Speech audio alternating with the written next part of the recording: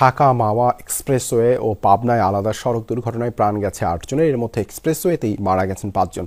বেলা ১১টার দিকে এক্সপ্রেসওয়ের ধলেশ্বরী টোল প্লাজায় হয় দুর্ঘটনা। প্রত্যক্ষদর্শী ও নিহতের স্বজনরা জানান, এক আত্মীয়ের কুলখানিতে অংশ নিতে জুরাইন থেকে গোপালগঞ্জ যাচ্ছিলেন তারা। এ সময় কুচিয়াপাড়া এলাকায় টোল দিতে অপেক্ষারত অবস্থায় পেছন থেকে মাইক্রোবাসকে ধাক্কা দেয় একটি যাত্রীবাহী বাস। পরে মাইক্রোবাসটি ধাক্কা দেয় সামনের মোটরসাইকেলকে। এ সময় ঘটনাস্থলে মাইক্রোবাসের ৪ জন ও মোটরসাইকেলের ১ জন নিহত হন। আহত হন কমপক্ষে ১০ জন। নিহতদের ৪ জন একই পরিবারের সদস্য। মরদেহ মিটফোর্ড হাসপাতালে রাখা হয়েছে। আহতদের মধ্যে ৪ জনকে মিটফোর্ড হাসপাতালে ও ১ জন পঙ্গু হাসপাতালে চিকিৎসা দেওয়া হচ্ছে।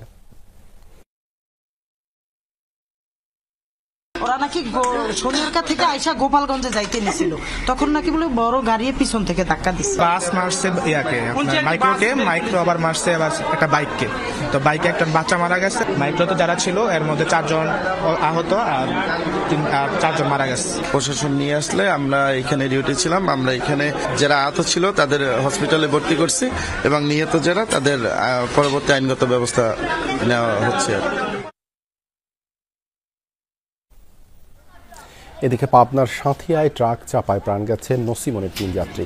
আহত হয়েছেন ৪ জন। ভোর ৫টা নাগাদ রাঙামাটিয়া এলাকায় সাঁথিয়া মাধপুর আঞ্চলিক সড়কে হয় এই দুর্ঘটনা। পুলিশ জানায়, যাত্রীবাহী ৩ চাকার বাহনটি দাঁড়ানো ছিল। এ সময় মাধপুর থেকে সাঁথিয়াগামী একটি ট্রাক নসিমনকে চাপা দেয়। আহত হয় ৭ যাত্রী। আহতদের উদ্ধার করে উপজেলা স্বাস্থ্য কমপ্লেক্সে নেওয়া হলে খোকন ইসলাম, ধনী প্রামাণিক ও রাসেল আহমেদ নামে ৩ জনকে মৃত ঘোষণা করে চিকিৎসক। হতাহত কৃষি শ্রমিকরা পেঁয়াজ খেতে কাজ করতে যাচ্ছিলেন। দুর্ঘটনার পরপরই পালিয়ে যায় ট্রাকের চালক।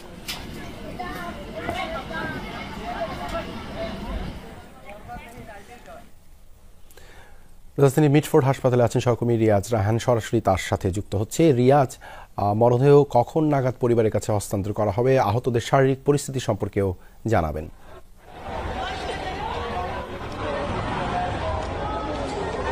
দেবাশিস, খুবই হৃদয় বিদারক এবং নির্মম মর্মান্তিক ঘটনা। কারণ একই পরিবারে ৪ জন মারা গেছে। তার মধ্যে মা মেয়ে যেমন রয়েছেন, তেমনি বাবার সাথে সন্তানও রয়েছেন। আমরা যদি একটু দেখি যে এখন যে পরিস্থিতি, স্বজনরা আসছেন এবং স্বজনদের যে বুকফাটা আর্তনাদ, একজন মায়ের যে বুকফাটা আর্তনাদ বা বাবার যে আত্মচিৎকার, সেটি এখানকার আকাশবাদ পুরোটা হাসপাতালের পরিবেশ ভারী করে তুলেছে। তো এখন পর্যন্ত মরদেহ যেহেতু 5টি এবং এখানে আপনি জানেন যে মরদেহগুলোকে পোস্টমর্টম অর্থাৎ ময়নাতদন্ত ছাড়া দেওয়া সম্ভব নয়, যেহেতু দুর্ঘটনা, সেই কারণে একটু সময় লাগবে। আইনে কিছু প্রক্রিয়া রয়েছে। আর আজকে শুক্রবার, এখন পর্যন্ত শুক্রবারে সাধারণত ময়নাতদন্ত হয় না। তো সেক্ষেত্রে আগামীকাল নাগাদ হয়তো লেগে যেতে পারে এই মরদেহগুলো তাদের যে পরিবারের কাছে হস্তান্তর করতে। আর পাশাপাশি আহত যে 4 জন রয়েছে বা 5 জন এখন পর্যন্ত 4 জন মিটফোর্ড হাসপাতালে রয়েছেন, যাদেরকে একজনকে আইসিইউতে নেওয়া হয়েছে, বাকি 3 জনকে সিটি স্ক্যান এবং এক্সরে সহ যেসব প্রয়োজনীয় পরীক্ষা নিরীক্ষা রয়েছে সেই পরীক্ষা নিরীক্ষা করার জন্য পরীক্ষা নিরীক্ষার যে কাজ সেটি এখন চলমান রয়েছে। পাশাপাশি একজন যে মোটরসাইকেলে যে একজন নারী ছিলেন, মূলত মোটরসাইকেলে একটি পরিবার বাবা মা এবং সন্তানকে নিয়ে যাচ্ছিলেন একটি জায়গায়।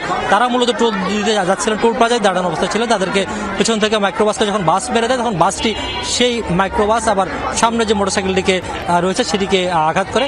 সেখানে যে 7 বছরের একটি বাচ্চা সন্তান রয়েছে, শিশু আবদুল্লাহ, যে মারা গিয়েছে। আর মা আহত রয়েছেন, তাকে পঙ্গু হাসপাতালে চিকিৎসা দেওয়া হচ্ছে। আর বাবাকে মিটফোর্ড হাসপাতালে চিকিৎসা দেওয়া হচ্ছে। তবে মধ্যে কথা যেটি, সেটি হচ্ছে লাশগুলো বা মরদেহগুলো পরিবারের কাছে হস্তান্তর করতে কিছুটা সময় লাগবে, যেটা শুক্রবার, এবং ময়নাতদন্তের বিষয়ও রয়েছে। ধন্যবাদ রিয়াজ যুক্ত হবার জন্য।